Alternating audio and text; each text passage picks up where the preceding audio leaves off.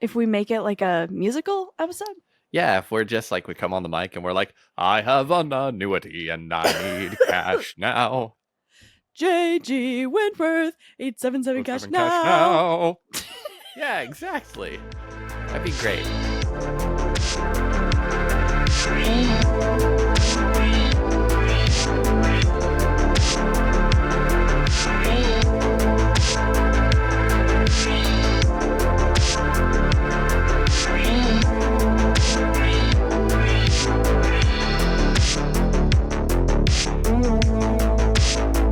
This episode is brought to you by JG Wentworth. If you have an annuity or a structured settlement and you need cash now, you need access to your money, call 877 cash now.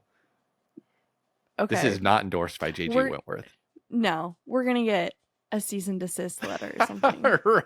Okay, if they don't want people singing it, then don't write a banger, write like a bad jingle. But they don't know how to do that. Yeah. No, That's the only true. I don't even know my mom's phone number, but I do know that. Is it actually 877 cash now? Yeah, I think so. I don't know. I'm going to call it. Live on the air? Yeah. When I searched it up 877, the first thing that popped up was 877 cash now commercial. All right, here we go.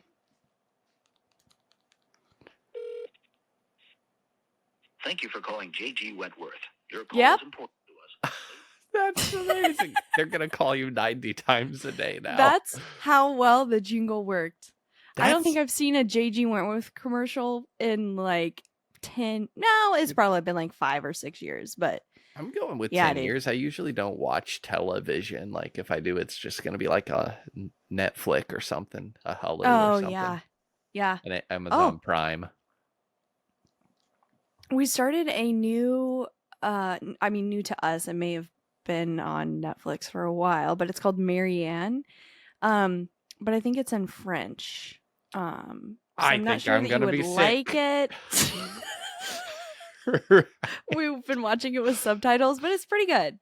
Because I know it'd be funny if you were watching it without subtitles. But... Yeah, and we're just like, oui. I know, they're just like, fromage. Wait, but go on. It's good? No, yeah. Yeah, it's pretty good. It's like a writer returns to her hometown, and like this character that she writes about is now like a real entity, and it's ruining everyone's life in the town. I think we've all known somebody like a demon. Like that. Yeah, we could name names, but we won't. Have you ever... Right. You know who you are. Yeah. Have you ever seen Stranger Than Fiction, Will Ferrell? I have, but it's been a while, like several years since I've seen it. Yeah, somewhat similar to that. Good, interesting concept, though. Mm-hmm. Speaking of interesting concepts, I think you're presenting today. At least I'm hoping you are, because I sure as heck didn't write anything. Yes, I did. So welcome back to another episode of Niche Knowledge and Nonsense, where Ethan and I talk about various things that interest us. I'm Bailey. If it's niche, I'm Ethan, and I might have some knowledge on it. If it's nonsense, well, Bailey's got that covered. Yeah, pretty much. So in a previous episode, we covered sleep talking, and Ethan had mentioned a crime that happened while someone was supposedly sleepwalking. For this episode, I'm going to talk about crimes that have been committed while sleepwalking. Hopefully, it won't put anyone to sleep, but if it does, you probably need it, and this is free content, so shut up, you freaking losers. Okay. So what is sleepwalking? Ethan, any guesses? I'm going to guess this is some kind of parasomnia. Maybe walking in your sleep. Ding, You've ding, heard ding. of dancing in the streets. How about walking in your sleep? Okay. You should do that. You should do that. I may not listen. Write the song. Yeah, no, sing the song. Porque no los dos, as they say. So sleepwalking is literally what it means. It's also known as, and I'm sorry if I butcher this, somnambulism, where it's a disorder where a person engages. What'd you just call me? Somnambulism? Is that what you said? Yeah, Sounds like a somnambulism. freaking bacteria, like botulism or Actually, something. it actually does. Yeah, It it does. kind of does. It's an old So, ham disease. oh. So it's a disorder where a person engages in complex behaviors while partially or fully asleep. While most sleepwalking episodes are harmless, some can lead to criminal acts. You know, in Step Brothers, when Brennan and Dale run around the kitchen and smash shit and Oh put pillows my in the oven, gosh. that's actually not too far fetched. Most people rip ass and snore when they sleep, but I'm here to tell you, people have done much worse. um Forgot all about that. That's so good. Much worse. I don't like where this is going, and I'm already going to get ahead of this and say I don't know what's going to happen, but I'm sure it is not going to hold up in court. You will just have to wait and see. So people have done some wild things in their sleep. They've driven cars, physically assaulted other people, and some have even gone as far as murdering another person. Imagine sharing a bed with someone who sleepwalks, and when you try to wake them up while they're throwing pillows into your ceiling fan, they punch you in the arm. And then they gaslight you the next day because they weren't awake and don't remember any of it. Would you believe them? Because to be honest, I'm not sure I would. I can't tell if this is speaking from experience or not. It's not. You don't It's have just to a disclose scenario I one way thought or the up, other. and yeah. Yeah, absolutely. It's like you always hope that if like you're sharing a bed with your partner, that it's with somebody who's sleeping, not somebody who's gonna walk out of the room or out of the relationship. Honestly, I don't think that there's anything more That's true. toxic than sleepwalking. Really? Yeah, that's about What it. about chewing with their mouth open? I mean, that's irritating. I'm just getting ahead of the sleepwalking is cheating. So, Okay. I mean, yeah, what you else never we know. got? Yeah. Yeah. So on to the more serious stuff. Sleep itself is a complex behavior that is not immune to physiological and psychological disturbances. Parasomnias, undesirable behavioral, physiological, or experiential events that accompany sleep are common. When serious violence or sexual aggression occurs during sleep, a question must be addressed. Should a person who claims to be asleep while engaging in these acts be held criminally culpable? Even before scientists studied sleep physiology, society considered it self evident that sleeping persons would not be criminally responsible. Nonetheless, the possibility of malingering cannot be ignored. The past 10 years have seen significant media attention paid to Ambien and similar drugs as a source of bizarre sleep behaviors. Sleep driving, sleep eating, sexual behaviors in sleep, violent behavior, among others, performed without conscious awareness, or at least with no later memory of the occurrence. The media attention has led to an even greater number of reports to the U.S. Food and Drug Administration, as we know the FDA, and the drug manufacturers about possible adverse effects. The most widely discussed case of sleep driving is in the U.S. Congressman Patrick Kennedy after taking Ambien in May 2006. So I found an article from ABC News on the incident itself. But he was essentially sleeping and driving. Sure. Now, I'd love to see, I wish there was, it's one of those hindsight things, if there's actually like a lot of data before and after Ambien went mainstream to see if these instances went up a lot. Because what's wild is I've actually known a couple people who had strange Ambien episodes. But Yeah. back in our day, freaking everybody was on Ambien and they were all just walking around at all hours. Well, I would be interested in seeing statistics on that too. I didn't look that up for this episode. But I do think, Ambien can mess with your sleep, even though it is essentially like a sleeping medication. But if you have like some other condition where, it could there are always side effects to drugs, right? Sure, yes. So I would be interested to know. Yeah, that's why we have not taken any pharmaceutical ads on Niche Knowledge and Nonsense up to this point. This is true.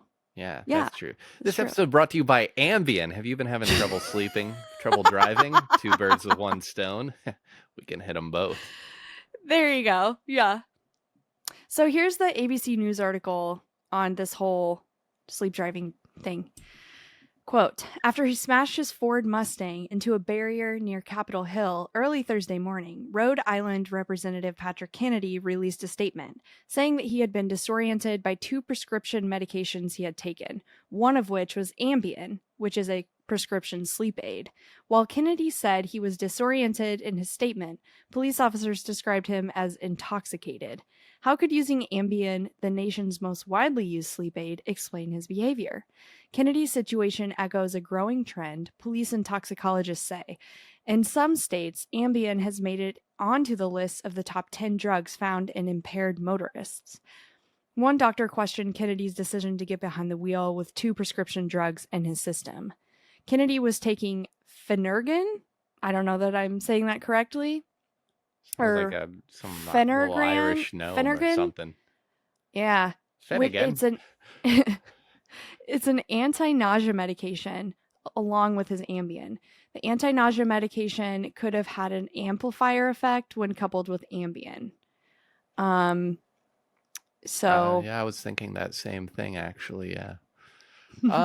So right, I get that, but also at the same time, I know people who are on like 12 prescriptions, and I feel like 2 isn't even really that many.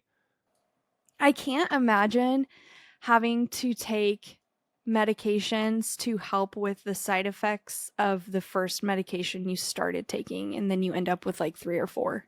Yeah, no, that's I can't imagine. duper That's a common, real though. thing, Yeah. though. Yeah. I mean, Yeah. yeah, definitely. I mean, I've known people even just for like transient issues, like, you have a stroke or a heart attack or something, you get on a medication for your blood pressure, your brain, it makes you nauseated. You get on one for that, that one makes it so you can't sleep. So you get on a sleeping pill. And then before long, you've got a bright orange medicine cabinet. Yeah. Or you turn bright orange and it's not from eating too many carrots. Yeah. Jaundiced. Or you Yes. are President Donald J. Trump. If you're listening to this podcast.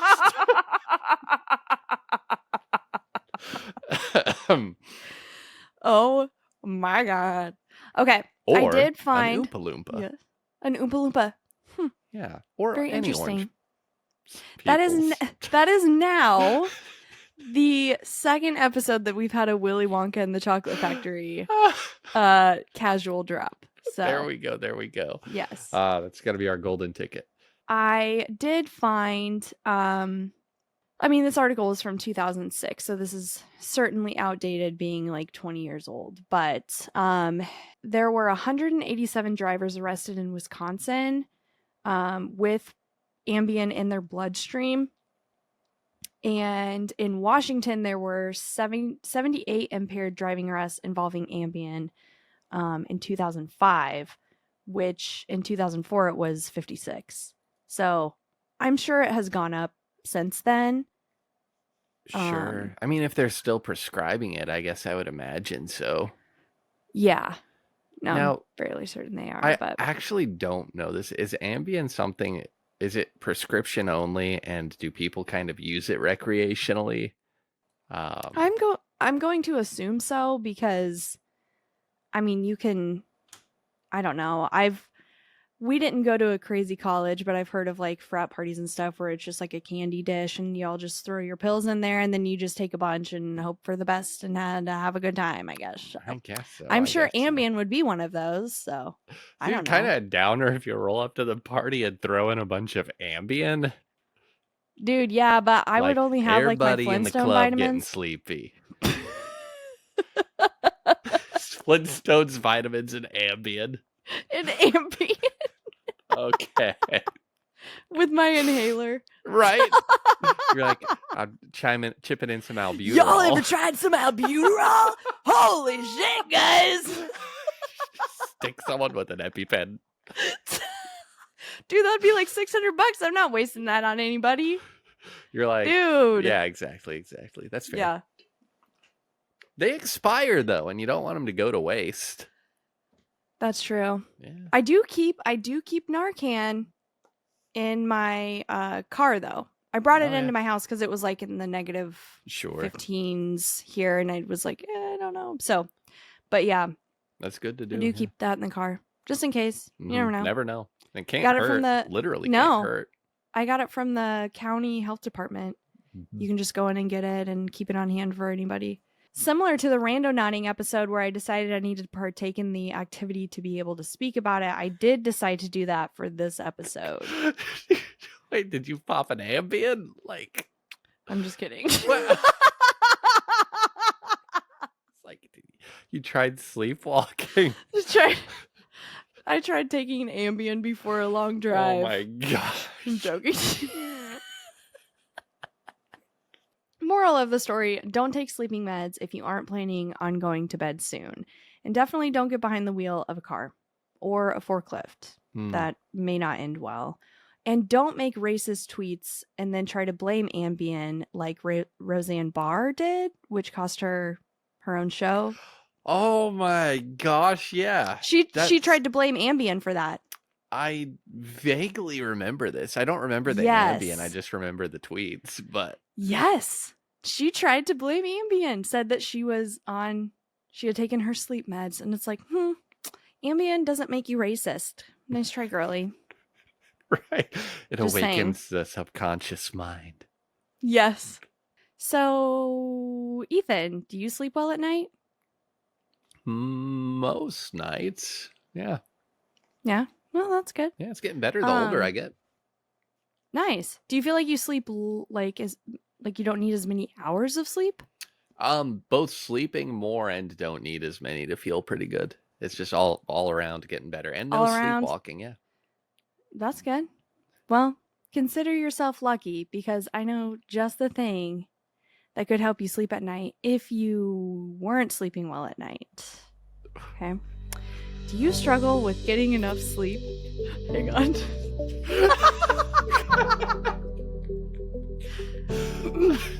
Do you struggle with getting enough sleep to make it through the day? Maybe you go to bed at a decent time only to toss and turn all night, falling asleep right before your alarm goes off. Maybe life has just become so stressful that you simply can't take it anymore. If this sounds like you should ask your doctor about Ambien. Ambien has helped thousands of individuals get a good night's rest. Ignore the horror stories of people driving while they're sleeping on Ambien and tell yourself that'll never happen to you. Common side effects of this drug are headaches, nausea, vomiting, daytime drowsiness, uncontrollable diarrhea, dizziness, falling downstairs, falling off of buildings, falling to your death, falling out of love, falling into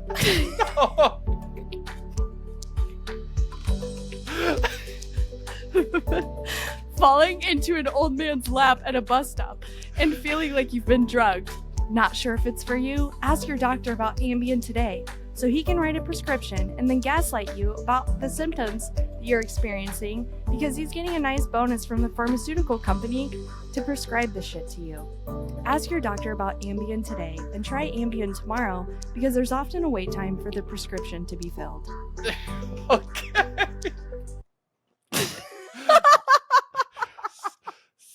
Sign me up. We're getting our asses sued.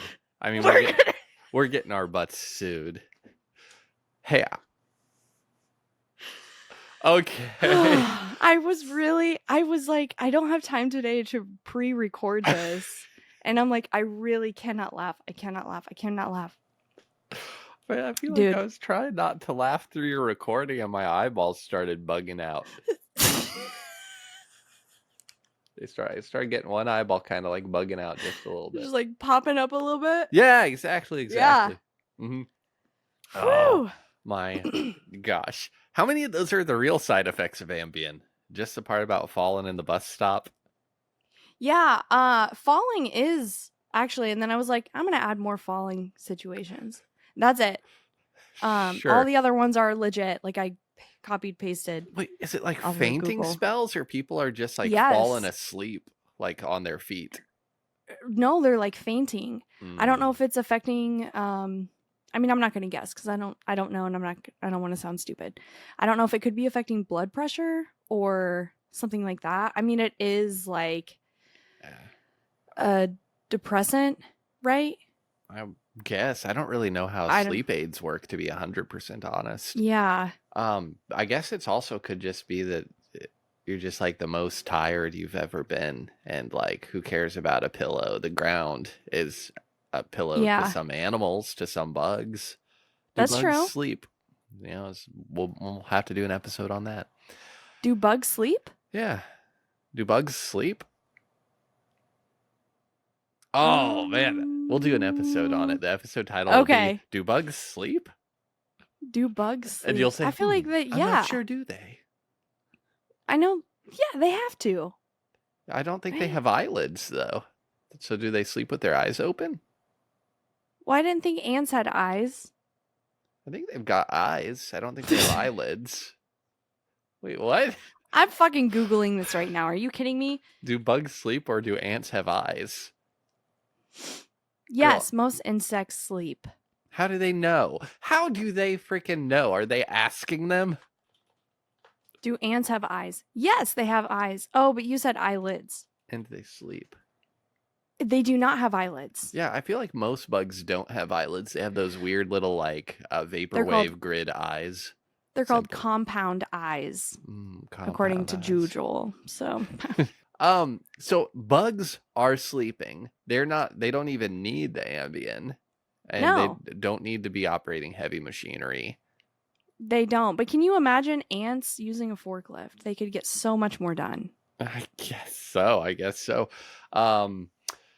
But I'm just wondering a couple of things. If you put a little bit of Ambien, have you ever used, I don't know if it's ethical or not, ant poison? If you have ants somewhere you don't want them. I have. To be Yes. real here on this podcast, I have used Taro brand ant poison on multiple occasions. And I'm just wondering if you sprinkle a little Ambien in there, Ambien in there. If people be like, "Oh, look at all these dead ants," and I'll say, "Step around them. They're sleeping." Just say, shh, the ants are sleeping. And then they're like, what? You just put a sign on the front of your house for your delivery man and say, please do not ring the doorbell. The ants are sleeping. I That don't would want be to. creepy. It would be creepy. I don't want to derail this for any more than 15 seconds, but does Quincy have any crazy sign people? Yes. Yes. So Actually, yes. there's been at least one sign house with like conspiracy signs in basically every town I've lived in, and I don't know how this is such a common Yes. I remember the one in Litchfield. thing. It was Yeah. across the street from the church we would go to. Yeah, and they would put up the thing saying like, so and so from the city council told me to take down these signs. The next signs, well, guess what? It's not gonna happen, Buster. And it'd just be like 12 Literally more and more signs. He would have like 20 signs in his yard, and you're half like, the signs are you don't even know which one to read. You don't. And so eventually he got a giant TV and ran it out there. way. Not an outdoor display, a TV, ran an extension cord to it and put a big clear tarp over it to protect it from the rain, and you could not read anything on it. Are you serious? But it was just playing like a PowerPoint of all the messages. Oh my gosh. Wild. That is commitment. He was committed to the bit. Makes someone feel better, I guess. Dude, I guess so. Yeah, I guess so. All right, moving on. Back on track. Has anyone actually used sleepwalking as a defense? No. Yes. Yes. Yes. Yes. A sleepwalking defense, also known as an automatism or somnambulism defense, is a legal strategy used in criminal cases where the defendant claims to have committed an unlawful act while in a state of unconsciousness due to sleepwalking. There's too many terms for this already, but go on. I know. The defense argues that the accused lacked the necessary mental state, known as mens rea, to be held criminally responsible for their actions. In legal contexts, the sleepwalking defense falls under the broader category of automatism defenses, where when successfully argued, it can lead to acquittal or reduced charges, as the court may determine that the defendant was not in control of their actions and therefore cannot be held fully accountable. To determine the credibility of a sleepwalking defense, the following factors will have to be considered. Number 1, evidence of sleepwalking during the crime. Was there any direct evidence, such as witness testimony or surveillance footage, that suggests the defendant was sleepwalking? Like walking around with your eyes closed? What if Dude, you've I don't got know, no because eyelids like an ant with a freaking compound Well, eye? okay, just sidetracking a little bit. My experience with someone sleepwalking, they look like they are awake. Their Mhm. eyes are open. They're walking around. 'Cause Sometimes they're your doing things. sister used So, to sleepwalk, right? like once or twice. Okay. But I mainly like talked in my sleep. I Well, did also you sleepwalk a couple continue of times. to. Yeah. Yeah, no, yeah. But I did sleepwalk, I'm sorry, like once or twice. But I have no recollection of it. I didn't know about it till like the next morning when my family asked me about it, type thing. So, Mm. so that's number 1. And if you're not sure if someone's sleepwalking, you just walk right up to them and say, "Are you sleepwalking? Yes or no?" I'm kidding. Well, I'm like, If I it's thought this was the method. I don't know what you do No. then. What the heck do you do? I actually don't know what to do, but I've heard that like it can scare them.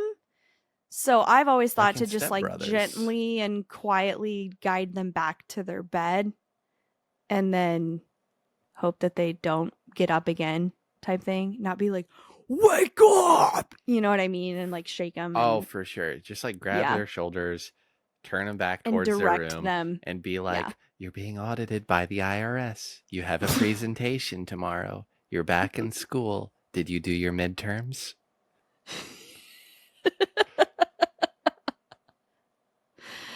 2.4 GPA is embarrassing. Right.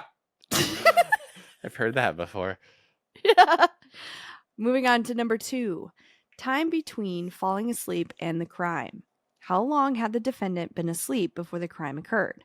A longer period of sleep might make a sleepwalking defense more plausible. Because you're more rested?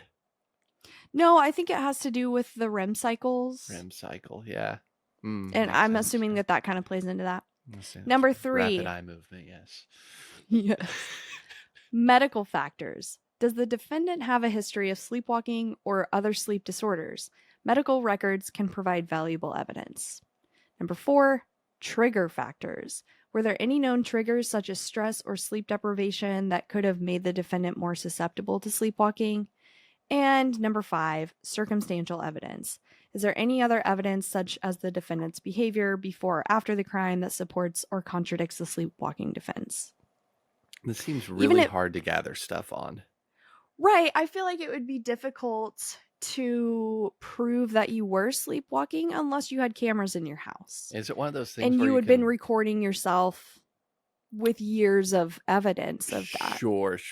I mean, I've seen lots of videos of like people will find out that they sleep eat or something like that, you know? Yeah. And it's still just tough. I wonder also, is it one of those things where you're like, well, Your Honor, can the prosecution prove that I wasn't sleepwalking? Yeah, I can kind of see them. I mean, Everyone if you stands straight up up- in the courtroom and starts clapping. Dude, a good prank show. Just not a prosecutor, just have everyone start giving standing ovations to horrible points. yes. I think we should do that though. Agreed. I feel like, yeah, it could be fun. Yeah. Even if a defendant can prove that they were sleepwalking, they may still be held liable if they failed to take reasonable precautions to prevent them. For example, a chronic sleepwalker who knows they are prone to sleepwalking might be expected to take steps to secure their home or avoid potentially dangerous situations. Okay. To tell a sleepwalker that they might be required to take steps could be triggering.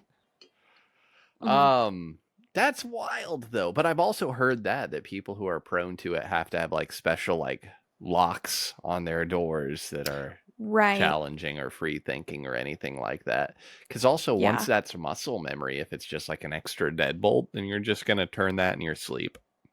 Right. You'd almost have to get like a padlock and hide your key from yourself or Yeah, something. almost. Yeah. Have your split personality hide the key from you.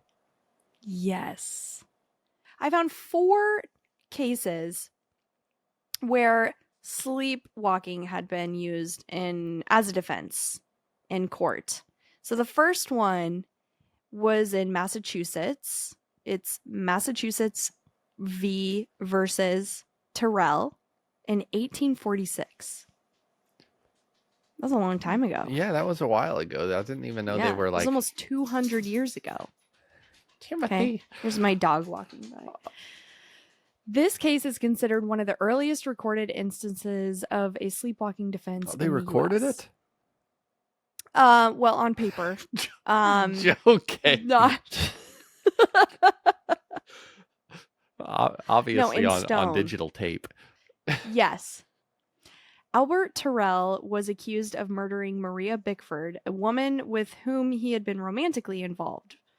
Terrell's lawyer, Rufus Choate, argued that his client had a history of sleepwalking and may have committed the crime while he was in a somnambulistic state. I really hope I'm saying that right. Somnambulistic? Even if you're Yeah. saying it wrong, like the fact that you got it out is just pretty amazing. Oh, thank you. The second case, Regina versus Parks, 1987. I hope this This lawyer isn't landmark named Chode. But go on. This landmark Canadian case involved Kenneth Parks, a 23-year-old man who drove 23 kilometers from his home to his in-laws' house, where he attacked them with a tire iron, killing his mother-in-law and severely injuring his father-in-law. This, Ethan, is the thing that you mentioned in our sleep talking episode that I was like, we need to do an episode on sleepwalking crimes. So I've never like deep dived this one, and I'm sure it's probably got a lot to it because I just present the concept, and then it's one of those things where I never go investigate it. But I'm like, I'd want to know, there's so many questions. Like they said with sleepwalking, you have to ask a lot of pointed questions. Did they have a good relationship when they were awake? Like, did he have a violent history? Like, what kind of stuff? If it's like he's a violent guy with 4 assault charges and he hated his mother-in-law, I wouldn't really buy that he was asleep. No. So the gist of the story is after he finished the attacks, he drove himself to a police station and turned himself in, claiming he had no memory of the events. His defense team argued that Then Parks, why'd he go who to had the police? Right. Okay. His defense team argued that Parks, who had a history of sleep disorders, was sleepwalking during the entire incident. After extensive testimony from sleep experts and a thorough examination of Parks's personal and medical history, the jury acquitted him of murder and attempted murder.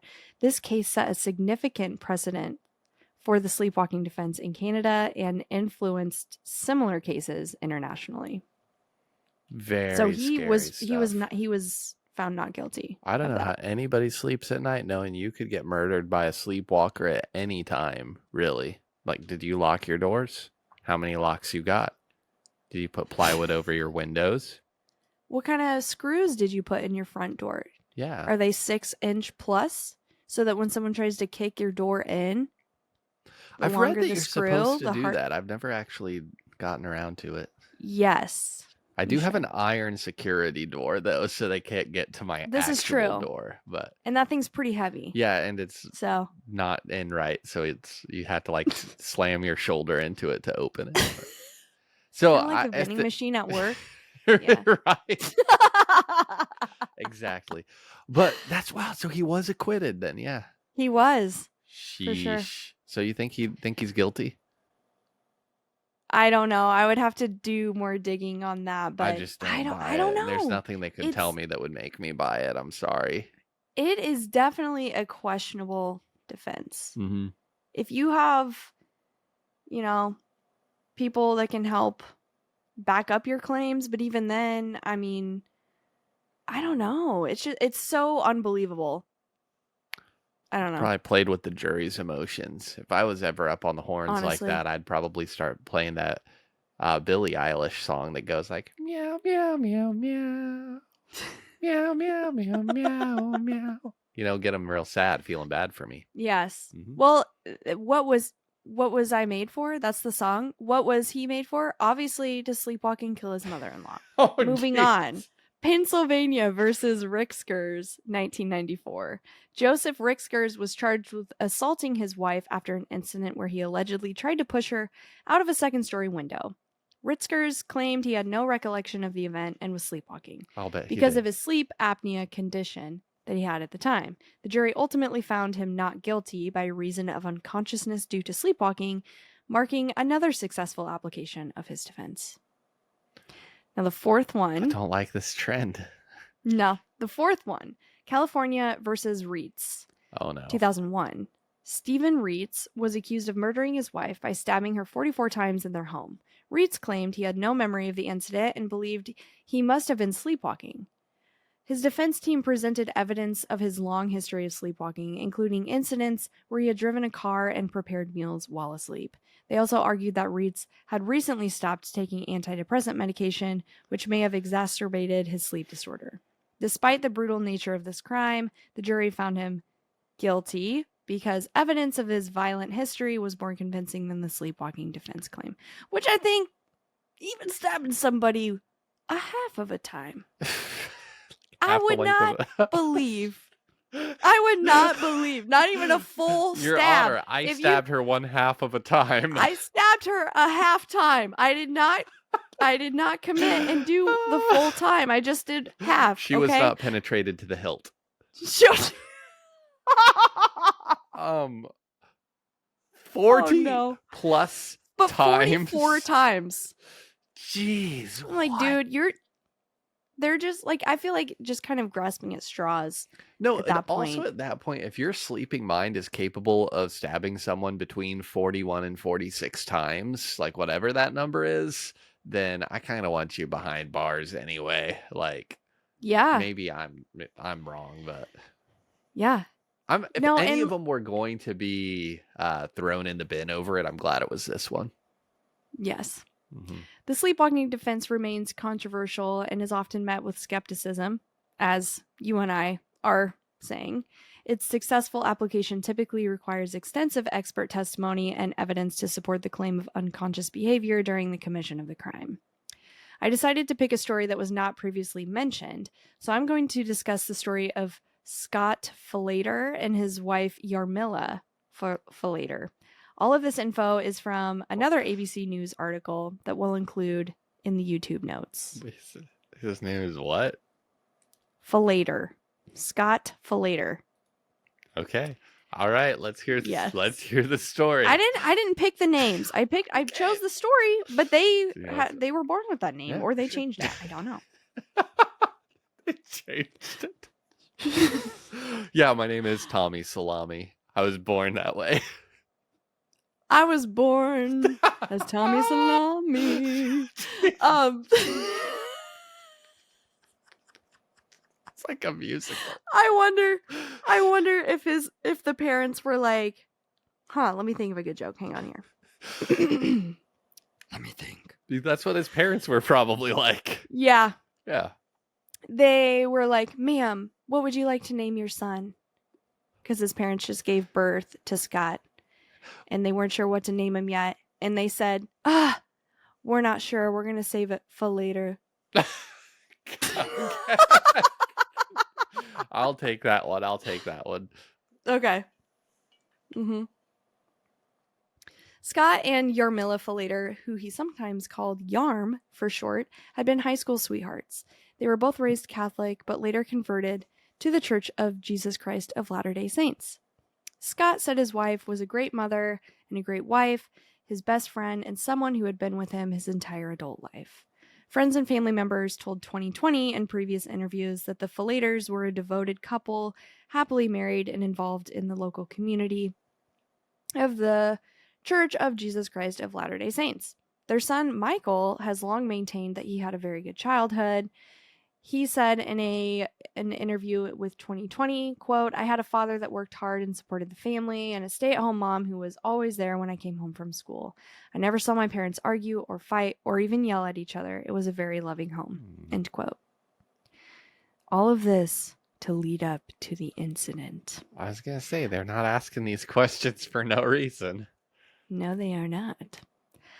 On January 16th, 1997, Scott Flater said he and his wife woke up around 3 a.m. to what sounded like someone walking on the gravel outside of their bedroom window. Scott said he got out of bed and looked around the family's Phoenix home, but didn't see anything unusual. He went back to bed, but said he got little sleep that night. The following day, Scott Flater said he worked a full day at his job as an electrical engineer for Motorola and then came home to have dinner with his wife and their 2 kids. After dinner, Scott Flater, who taught a daily early morning religious education class before work, said he prepared a lesson he planned to give the next day. Scott said his wife had asked him to fix their pool filter, and at about 9 p.m. that night, he said he went to the pool in the backyard and tried to fix it, but because it was late and too dark, he gave up. When he came back inside, he said his wife was asleep on the couch, so he kissed her goodnight, promised to fix the pool filter the next day, and went to bed. He claims, I was really exhausted and crashed in bed. I guess it was between 9:30 and 10 p.m. The next thing he said he remembers was standing atop the stairs in his pajamas as a police officer with his gun drawn yelled at him to keep his hands visible and to get on the floor. The Flater's neighbor, Greg Coons, has a very different version of what happened the night of January 17th, 1997. Coons' girlfriend at the time, Stephanie, told 2020 they were getting ready for bed around 10 p.m. when Ridehead said she heard moaning or crying outside. Coons later testified at trial that he went outside to investigate, during which he looked over the wall between his and the Flater's property and saw a woman lying on the ground, moving slightly. And at first he thought she had passed out drunk, but then says he saw Scott drag the woman over to the pool, roll her into the water, and hold her head underwater. Oh my. The girlfriend, Stephanie, told 2020 Coons ran back into his home saying that Scott was drowning his wife and called 911. When Phoenix Police Department arrived on scene, they found Yarmila Flater floating, apparently lifeless, in the pool. One of the officers said he could tell from the amount of blood in the water that it was a bad situation. As soon as he pulled her out, he knew she was gone. As officers moved around the house, they found Flater's 2 kids asleep in their rooms, unharmed. Michael, who was 12 at the time, said an officer told him his parents had a fight and that his mother was dead. Scott was led away in handcuffs and taken to the police station for questioning. At this point, he said he still didn't fully understand what happened to his wife or how he was responsible. He claims it just didn't seem real. I'm not sure that I was 100% coherent while I was sitting in the police car. I'm not sure that even until I got to the police station that I was 100% convinced that Yarm was dead. Phoenix homicide detective John Norman interrogated Scott Flater when he came in, peppering him with questions about what happened, but Scott said he couldn't remember harming his wife. When Norman pointed out that he had blood on his neck, Scott said that he didn't know it was there. The police officer also told him that his wife had been stabbed and that a neighbor had seen him drown her in the pool, which seemed to stun Scott, but the officer said he wasn't having it. Quote, I'm not going to buy a story when I got an eyewitness watching him drown her. No, his story was hogwash. End quote. Norman told 2020, quote, the only thing I believed about his story was that his name was Scott Flater, end quote. Okay. Comes full circle with the name. Yes. Okay. So this is bonkers. Any comments? Yeah. I mean, it's just like very sad. I mean, to play kind of like devil's advocate, it wouldn't be the first time that a seemingly kind, mild-mannered community family person just like went off the handle and murdered their spouse. But to like just be doing that, like, it's not really middle of the night if it's 10 o'clock, you know? Yeah. That's like right now, which seems like a weird time for a murder. I mean, but I know it can happen at any time. What do you mean? I don't know. It just seems like a weird time. Like either do it like during like rush hour or wait until after midnight. Did people ever tell you like nothing good happens after midnight? Like, oh yeah, my grandma used to say that all the time. Yeah, for me it was nothing good happens after 2 a.m. But you know it scaled with the time. Wait, we're the same age. Yeah. Also, I remember you saying that in college.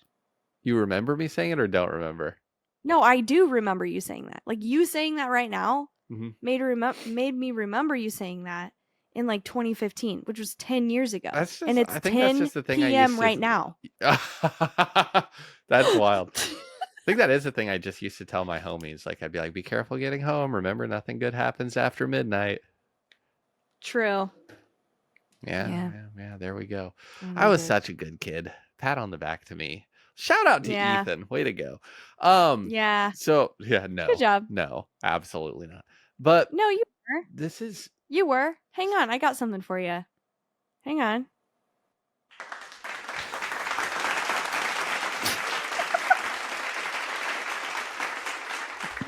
all right. Thank you. For Thank you. Ethan. Yeah, there we go. Yeah. But this is probably one of the most sad ones. And if the dude doesn't remember it at all, then that's pretty catastrophic, pretty devastating. Right. Also, kudos to the neighbor for calling the police, but I think I would have just like rushed over and freaking drop kicked the person. Kicked him into the pool? Yeah. Yeah. Because I mean, especially if like, you know, he shouted to his, you know, someone else, His girlfriend. to Yeah. call the To like call police. 911. Yeah. You could have like hopped the fence, I'm a big fan busted of through it. shouting, what the F? And as like burly of a voice as I can whenever there's like a danger, because I think it puts people on the defensive, you know? Yeah. Yeah. And I can get a good loud raspy shout if I need to, you know? Let's hear it. No. My wife is sleeping 10 feet above me right now. So if I Oh, start that's true. yelling, then That's true. I don't know. Everyone else in my house is sleeping too. I should But probably if somebody quiet was down. like drowning their spouse or even their pet, or Oh, probably yeah. if it's their neighbor's pet, I don't know. But like I would like yell, you know? Yeah. And again, I have to use my voice because I'm not an imposing chap. But you know, if it's dark Yeah. outside, they just hear what the F? Like, you know, they're gonna think twice about drowning their spouse.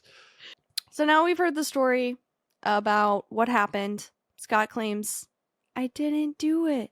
I didn't do it. I'm Have you ever sorry, seen you Polar wanna. Express? No, they're okay. In the Polar Express, where there's like the kid puts gum in his sister's hair, and all the elves are like, Yeah. so what are we gonna do? Yeah. We're gonna put him on the naughty list. And then he's like, I didn't do it. That was Scott. Absolutely. So I don't think he quoted Polar Express, which I don't even know if that was out in 1997. I don't believe so. I'm gonna have to Google when that came out. Hey Siri, when did the Polar Express come out with Tom Hanks? The Polar Express movie with Tom Hanks was released in 2004. Oh, I don't know that we didn't can know it use- was that new. Yeah. No, it's almost 21 years old. 21 years old. They can drink now. Shoot. Are people who were born in 2004 21? Yeah. Yeah, dude. What the heck? I don't want Did you those. just have an epiphany? Yeah, I don't want those youngsters drinking. What the heck? They should be at Why home do- in bed by 8 p.m. They should. Yeah. Also, why do we say epiphany and not epiphany? Because it took you 2 tries. Epiphany? Yeah. Epiphany. Epiphany. Okay. Epiphany. You can't have an epiphany about the word, okay? That's just too many layers to that onion. Okay. When Scott went to trial in June 1999, then Deputy Maricopa County Attorney Juan Martinez sought the death penalty. The prosecution's argument was that Scott was wide awake when he killed his wife. During the trial, Chief Medical Examiner Dr. Philip Keene testified that Yarmila Falater had been stabbed 44 times and that most were defensive wounds, but some were fatal. The bombshell testimony came from the Falater's neighbor, Greg Coons.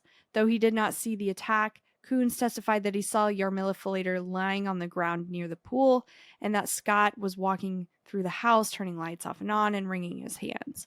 He testified that he watched Scott put gloves on, roll his wife into the pool, and hold her head underwater. Faced with Coons' damning testimony, Scott Falater's defense attorney Mike Kimmerer originally planned to have. Can people just have fucking normal names? This is full of Can wild like names. literally, Juan Martinez I feel like I'm was tripping. the most normal name on this whole thing. Yeah. Okay. Originally planned to have him plead guilty by reason of insanity, but then Scott Flater's mother and sister said they remembered that he used to sleepwalk. They said that it happened when he was under a lot of stress, whether it was school in his youth or later on when he was planning his wedding while working full time. Scott Flater insisted he didn't remember any of the instances that his mother and sister shared about him sleepwalking. The first from his mother being one time he came downstairs, he was probably 15 or 16, he was completely naked. The next day, you'd ask him about it, talk to him, and he would have no recollection of what happened. His sister claims that when he was about 20 years old, she encountered him sleepwalking and he was walking towards the back door. When she moved to try to stop him from going outside, he grabbed me by my shoulders and threw me. Jeez. And he's Kimmerer denying that this happened, though, which is Well, interesting in your he doesn't defense. remember it. Yeah. But he doesn't remember, like, even with his mom and sister telling him these stories Sure. of No, their I experience got you. with him. You're right. I feel like this should definitely be talked about before you get married. Like, if my husband's sleepwalking, walking around the house naked, tell me. Yeah, Okay? tell me too. If he's grabbing you by the shoulder, you're never invited to my house. If he's grabbing his own sister by the shoulders and throwing her up against a wall, like, I don't know if it was against a wall. She just said, just tossed me. But it's just like, you know, maybe that's something you should bring up at Thanksgiving dinner before you guys get married. Yeah, maybe so, maybe so. I'm definitely adding that to the list of things that people should disclose. Just in between baby pictures, like, oh, this was when Scott was 5, and this is when he threw me against a wall while he was sleepwalking. Like, he's a great kid. We had some issues with him throwing grandma down the stairs, but yeah, he was asleep. Yeah, I'm putting this right up there with how many kids do you want? What's your credit score? Do you sleepwalk? Yeah.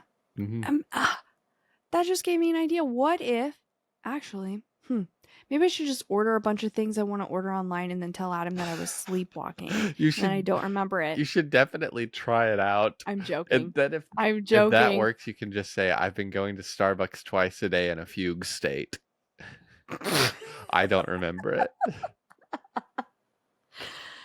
Oh my gosh.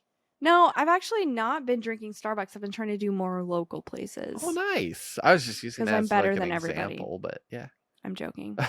No, I'm not. No. A local isn't more expensive. Starbucks is like $6.75 for a venti mocha now. Dude, I know. Dog water, bro.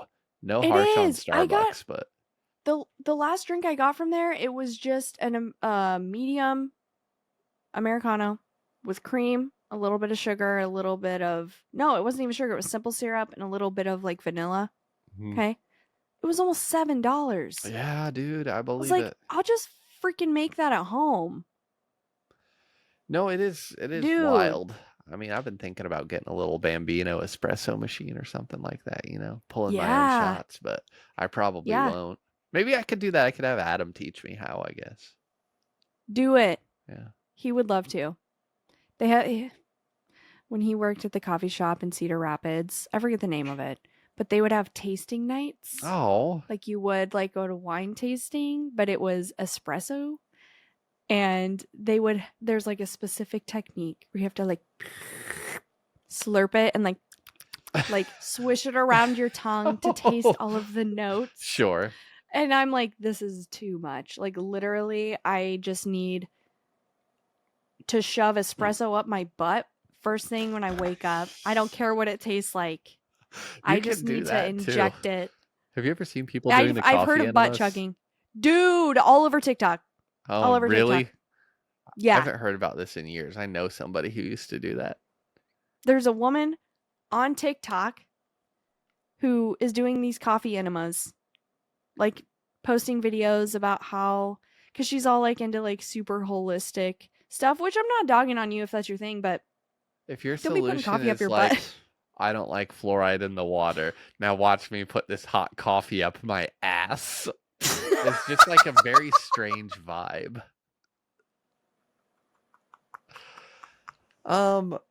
But also the thing, It's true. the experience I've had is with the person I know. I'm like, this must be pretty effective and life-changing if you're gonna be the one to go out publicly saying you're sticking a hose with a coffee drip into your rectum. So maybe they're onto Right. And something, you then know?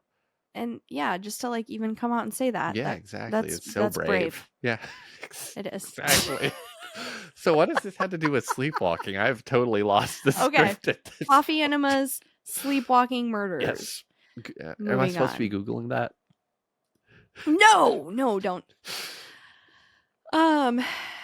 Where was I, Ethan? Okay. So Scott's defense attorney built his defense around Scott's sleepwalking episodes, which Scott was like, I feel like this is far-fetched, that it's not going to work. But he claims that he didn't question his attorney or push him hard at the time, and that he felt like it was just a bunch of bullshit, and that it sounded essentially like pure bullshit and no basis in reality. But after consulting with sleep experts and agreeing to undergo a sleep study of his own in an Arizona hospital, Scott was on board with Kimmerer presenting that argument at trial, including that Scott had been stressed from overwork and a lack of sleep, which caused him to sleepwalk and kill his wife. Yeah, makes sense to me, Scott. I could say I would also have to be like, at some point you got to be like, I understand you're giving me a guilty verdict and I'm going to prison. I just want to speak my piece. Yeah. I'd give up on trying to get an innocent on that. Either he's really committed to the bit. Mm-hmm. It could be that. Did he have a Vine account? Not in like the 97. Not right, at that time. Sure. Not at that time. Sure. But they did have Beanie Babies. Doesn't help the case. Okay. Yes. So just awful. Yeah. No. And when I got to this point where I'm like, okay, how is his defense attorney going to try to get away with this? Which I am super interested in. I've always been interested in law, and I know a lot of it can be really boring and stuff, and Sure. I don't know shit about shit. But when some guy is like, oh yeah, I'll be your defense attorney, and we're going to try to say you were sleepwalking when you stabbed your wife 44 times. I'll say you're fired, Doug Dimmadome, Like, owner of the Dimsdale Dimmadome. Right. I want to know who the hell this person is and if they think they're actually going to be able to get away with it. What the frick else was he going to do? He's like, well, you stabbed her 44 times and your neighbor saw you dunking her in the pool. Like, right. You're dead to rights, man. But yeah, I don't know. But he did this was a guilty one, right? You'll find out. Oh, okay. Yeah. The defense called two of Scott's cellmates to the stand who testified that they had watched him sleepwalking in their cell. Both of Scott and Yarmila Flater's kids also testified and described a happy childhood with their loving parents. Meanwhile, prosecutor Martinez had a detective who had searched the Flater home on the stand, describing the moment he found bloody clothes in a food container and a bloody hunting-style knife in a spare tire storage area in the back of Scott's car. The police said this was evidence that showed Scott hid his clothes and the murder weapon, had tried to wash the blood off of himself, and had changed clothes. On cross-examination, it was acknowledged it was unusual for a sleepwalker to carry out so many actions during a single episode. The prosecution's own sleep expert testified that he believed Scott had to have been awake when he killed his wife because he claimed there had been too many complex actions for someone in a sleepwalking state to do. Finally, Scott Flater himself took the stand, and he testified he had no memory of what happened. On cross-examination, the prosecutor asked him about a comment that he made during a psychologist evaluation when he was in jail awaiting trial, in which he used the phrase, unforgivable sin. Quote, I felt that perhaps I had committed the unforgivable sin by killing Yarm, and that obviously was bothering me a lot. End quote. The jury found Scott Falater guilty of first-degree murder.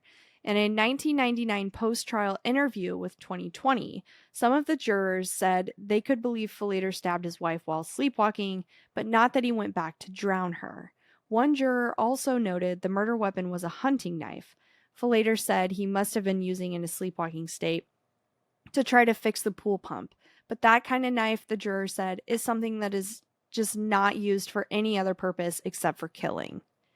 Scott Falater faced a possible death penalty at sentencing the following year, but after listening to a series of character witnesses who testified on his behalf, including both of his children who pled for his life, the judge decided on a life sentence without parole. Today, Falater remains in prison where he expects to live out the rest of his days. He said he practices meditation, gets plenty of sleep, and then he's gotten letters from other sleepwalkers. He said he encourages anyone with a sleep disorder to get treatment. I imagine he probably does. Um, Yeah. so that had a pretty calm ending, I suppose. But I agree, like that is a lot of complex actions that, like especially the rationalizing. And it would be one thing if he said, I Right. panicked like after I woke up and found blood all over myself, came conscious and tried to sort it out. But it Yeah. just seems like too many steps post murder. So Yeah, I mean also to stab someone 44 times, that is just ludicrous. yeah, and again, like I it mentioned in there, I don't know if it said some of them were defensive Yeah, some of wounds, them were defensive which I wounds, know, like yeah. if you're just like trying to stab someone in the chest and they keep throwing their arms up, so you just keep going at it. But I Yeah. mean, they always say this on crime shows and stuff, but like repeating 44 aggressive actions takes a commitment. Like go to a punching bag and try to punch it 44 times in quick succession, like it takes it out of Yeah, you. it does. Hmm.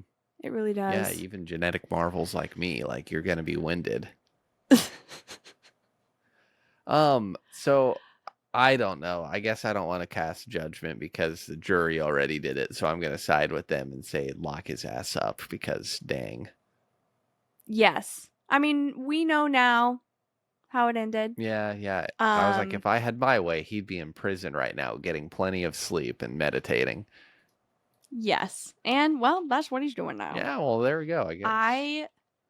I just can't I couldn't believe there were more than 2 cases Yeah, you've got a of freaking laundry list here. Laundry for list of real. losers killing people in their sleep. And there's probably I mean these were just like the top 5 that I found. I briefly mentioned the other 4 earlier. This one I felt like I needed to cover because of the amount of times um that he stabbed his wife. But also it was kind of also because he didn't have a reputation or like any previous uh you Like a know violent history, yeah. crimes. Yeah, like no violent history, anything. So it was just very interesting. I was intrigued. Yeah, So absolutely. I just looked this up. Um, and it's not rare at all. Apparently 12.5% of people die in their sleep. wait, say that again. 12.5% of people die in their sleep. So I'm going to guess 12.5% of people probably kill in their sleep too because of the reciprocity. You've got to, okay, look, you've got to, and the equation, you got to treat both sides the same. So if Mm-hmm. 12.5% of people are going to die in their sleep, I'm saying 12.5% of people have to kill in their sleep. Can you Can't argue with the imagine? math, people. Can you imagine 2 people who sleepwalk get married? One of them, they don't remember anything that happens, but what happened was the one person scared the other person, and since they're sleeping, they died in their sleep. But the other person didn't know that they scared them, but they did die in their sleep, and they technically did they commit murder? Are they contributing to the world will know. 12.5%? So then it's a wash, right? Yeah, exactly. Both of them. Yeah, Is that that's both true. contributing? I think they're Yeah. going to find a lot of cases like that mathematically. Again, that's just quick Google Yeah. math. We're just using numbers here, guys. Okay, so this Yes. ended up being way sadder than I was expecting it. I mean, the commercial was kind of funny. Not saying Right? it wasn't I mean- super hilarious too. I laughed 44 times. But this was also super sad, and it makes me question, because the number of I think the most disturbing part of all of this is the number of people who, scored a not guilty on basis of sleepwalking. Right. Yeah. Whatever you call that, a slubfargulation or something. Somnambulism. Oh, Wait, yeah. no, I gotta look it up. Hang on. Somnambulism. Somnambulism. SOMNAM. Bulism. Somnambulism. Some kind Right? of nombulism for sure. Yeah. Somnambulism. Okay. Sounds like, cannibalism? What did he say? Something about somnambulism? Can't wait to be old. Dude, I'm gonna fake it too. I'm just gonna like put on a Louisiana accent and just be very unfriendly. Yeah. I'll be like, What? what in the flip? If you haven't seen Bad Grandpa Oh my gosh, with yeah, Johnny I have. Knoxville, you have? Yes. That'll be you. That'll be you. Exactly. You have no idea. So anyway, this ended up being good. I don't know if this Well, if thank I would you. have thought this would be a whole episode, it could have 6 episodes on this. This is like our longest episode. Honestly, you could have a whole part 1. You could do all of these stories individually. I think it'd be really Part funny 1. to put out something really specific and just name the episode like part 12, even though there's only one part, but just so people see part? it, they're like, how are there 12 parts to this? Where are the others? Yeah. Where are is they? she? Where are they?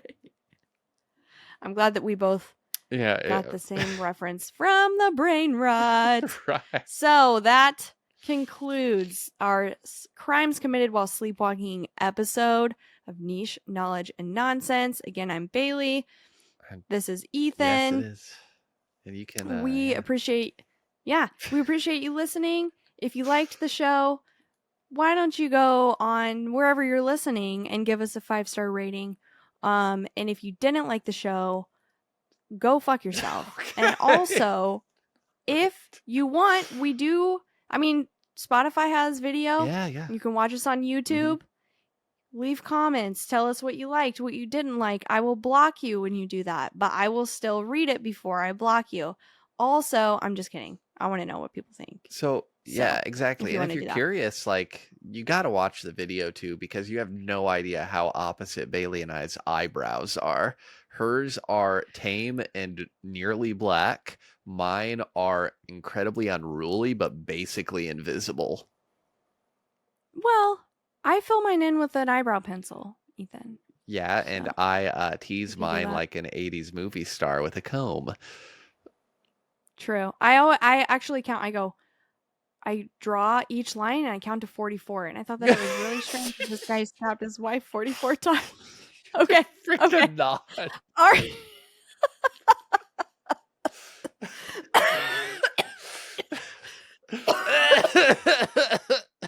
You can follow Oh us my at gosh. NKN Pod on Instagram as well. Our theme music is Cherry Crush by Safaro. Always got a bunch of new music dropping, at least in the past few months. So, way to kill it. You Yeah. can find them anywhere you're streaming. That's SFERRO. See you next time.